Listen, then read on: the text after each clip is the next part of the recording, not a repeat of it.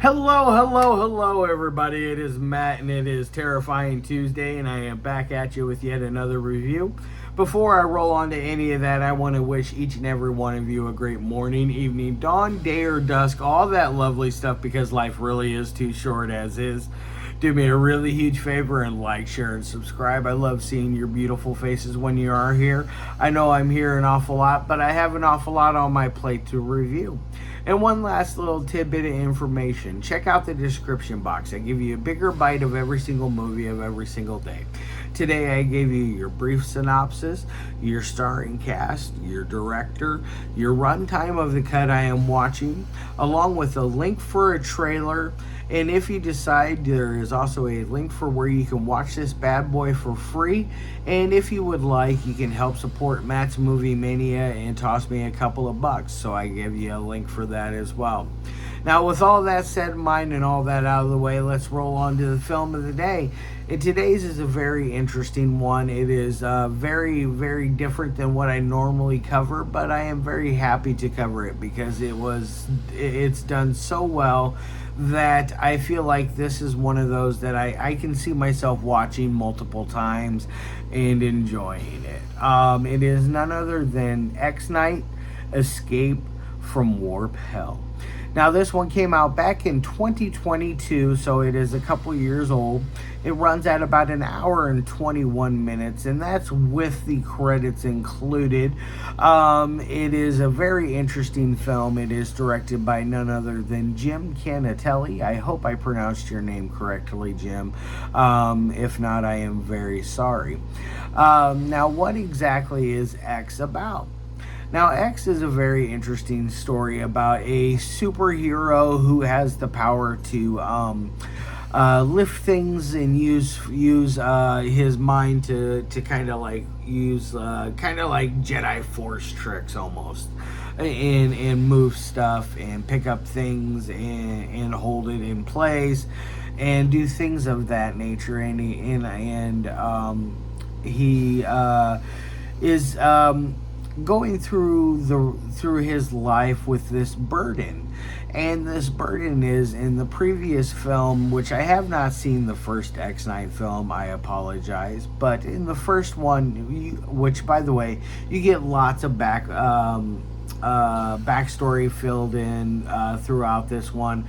So if you have not seen the first one, I'm sure this one does enough to fill in the gaps with all the backstory that they give you throughout this entire film.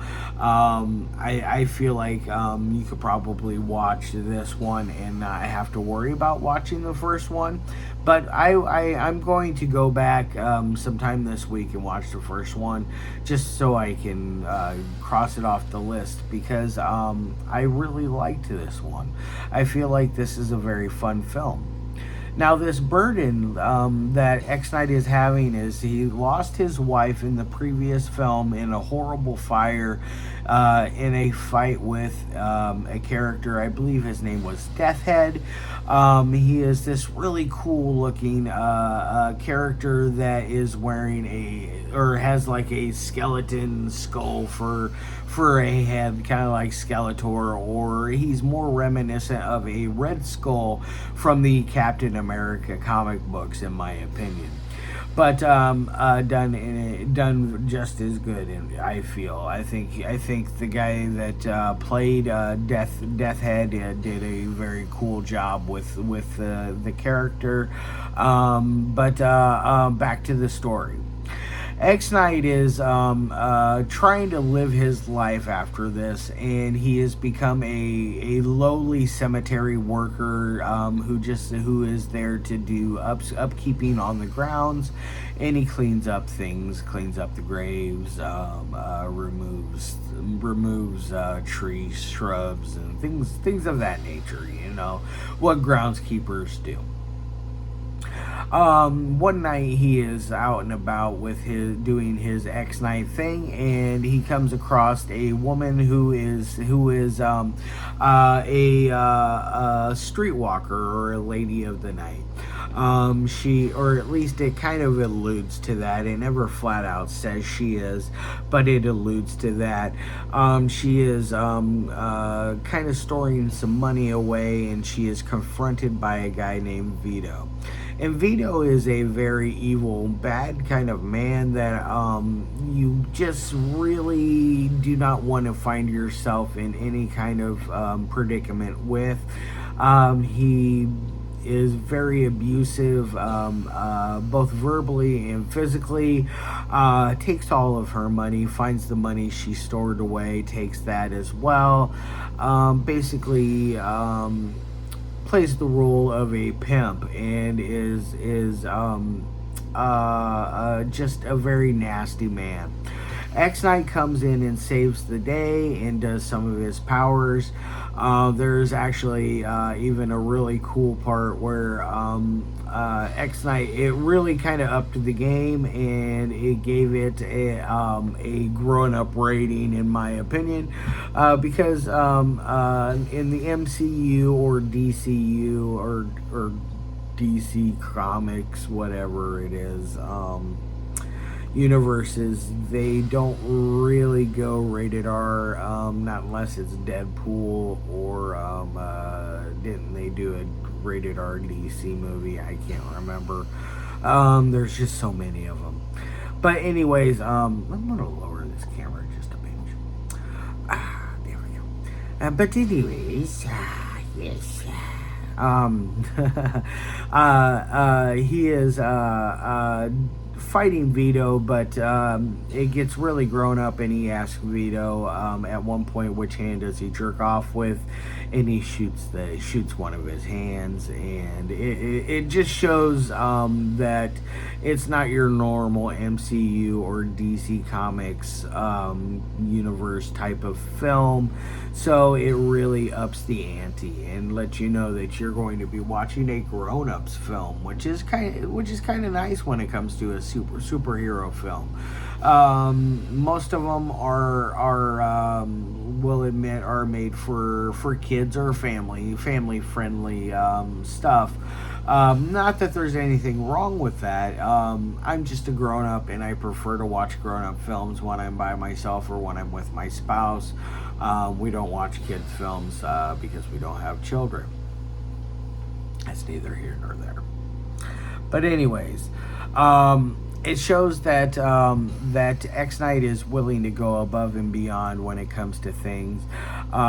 He saves this woman, and this woman goes home to her son, and her son is a fan of X-Knight and finds a note that X has left for the mother with the money that he has procured from Vito.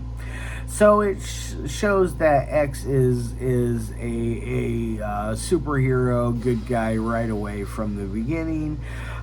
He's not a gray area type of superhero. He is just straight up just for good. At one point, he is confronted by these evil three demons from hell. They are sea pirates, and they are very cool looking.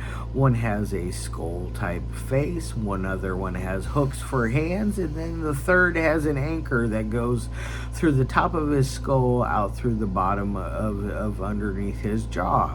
Kind of neat looking. I really like the Hook Hands character, and then the main one out of the three, the skull-faced one. He is fighting them, and they happen to find a way to make X-Knight's powers useless against them, and they are fighting near this tunnel. This tunnel happens to knock him in through a portal into the Hell Warp. Now, throughout this movie, this goes up to the halfway marker that it is filmed in nothing but black and white. It is very noirish and very cool, and I really liked that about this movie.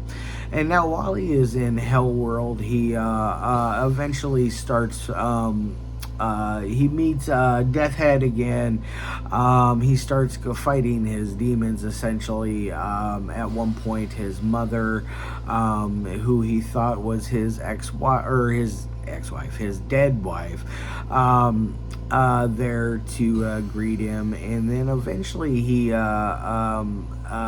drugged by her, and he is fighting more demons. Eventually comes across a woman who gives him 3 spikes, and they are the 3 spikes that were used to crucify Christ. And so they are very they're spiritually powerful objects or relics. So they are given to him to use against his demons, to fight them, to give him some sort of advantage or some sort of power.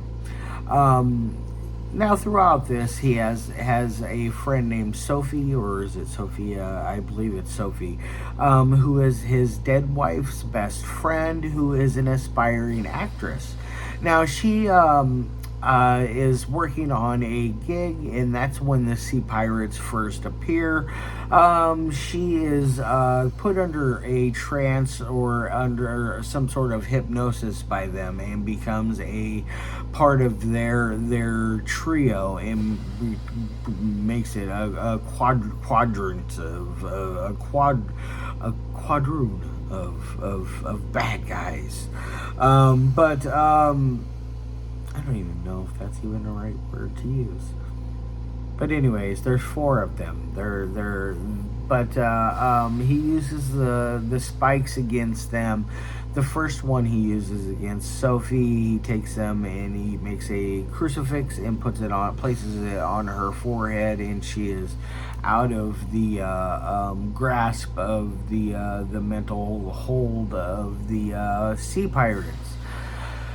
He eventually gets rid of the 3 of them, and then he is back to fighting Death Head. And Death Head has found a way to come back through, and he is has a evil henchman that works for the police force. And this henchman essentially is going to sacrifice a soul, which happens to be, if you remember me talking about the young boy earlier that was a fan of X-Knight, that was whose mother was saved, it is him. He is going to sacrifice this poor kid to gain the powers of X-Knight and travel along with Death Head and rule the world in the underworld. Alright guys, that's enough of what I want to give you for as far as spoilers go in this movie. I don't want to give away too much about it because it's one I really want you to watch. Now granted, this is not for all my viewers. This is for people that want a good moral story with some fun action, some decent gore. Some of the effects are a little so-so. The burn on X-Knight's face is a little so-so looking, but in the black and white noir look, it's really neat. And then when he halfway marker, when he goes over into the Hell Warp, by the way, it goes over to a washed over, grimy looking color. It is very dirty and saturated looking, and it is just absolutely stunning, and I really liked that. And then when he goes back into the normal world again, it goes back to that noir vibe, but it is more like a Sin City feel, where it is the only color you see is the color of blood, and I really like that, and it is done very, very cool. Now on to the 3 things that I love my movies to meet. The audio is crisp, cool, and clean, as I like to say. There is not a moment in here where I misunderstand or can't hear exactly what a character is saying. I never had to rewind it and replay it. It is very, very nice. There's no bumps in it in the audio where there's glitches. There's no like outside interference due to wind or cars or a pesky neighbor mowing their lawn in the middle of the night while they're trying to film the movie. There's none of that. It is very, very well done. So I'm going to give it an A+ on that end. Now on to the dialogue. The dialogue is very good. I really like the fact that X and the other characters aren't afraid to swear and make this a grown-ups movie, because considering the nature of this movie, the topic of it, it is a very wholesome movie in ways, but it has a lot of grown-up aspects to it, which is what I really, really liked about that. And the dialogue is very, very hip and modern feeling, and it doesn't feel like it was written by a computer or AI or anything like that. It feels like a genuine human actually sat down and had some love and passion and cared for this project from the dialogue, and I really respect that. So I'm going to give it an A+ on that end. Now on to the third thing, which is editing. The editing is very good and very clean and very fun. It doesn't lose its momentum. Granted, there is a lot of dialogue in here that probably could have been cut down a little bit. I mean, granted, it only runs at 1 hour and 21 minutes. But the dialogue, maybe because I haven't seen the first one and the dialogue was needed for, extra dialogue was needed for filling in the blanks, because I have not seen part 1. But I feel like some of it was just a little much. But other than that, I feel like it keeps a nice forward momentum. It never loses its pacing. So maybe I'm just being silly on that end. But I'm going to give it an A+ there. Now on to my final score of 1 through 5. I'm going to give this thing a solid 4 out of 5. It is a very, very solid, fun film. You can watch this with superhero fans that are obviously grown-ups, not little kids. You can watch this with somebody who likes Sin City or The Watchmen. I feel like they would enjoy this. You can. I know a handful of people out of my friends that would enjoy this, but that's neither here nor there. I'm gonna get the hell out of here. Like I said, 4 out of 5. I hope all of you guys have a fantastic rest of your day. I'll see you not tomorrow, but the next day with yet another review. And as always,